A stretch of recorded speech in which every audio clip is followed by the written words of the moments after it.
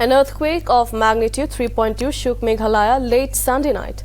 According to National Center for Seismology, the earthquake struck at east-northeast of Nongpoh, where the depth of the earthquake was 10 kilometers below the ground. Notably, no damages has been reported.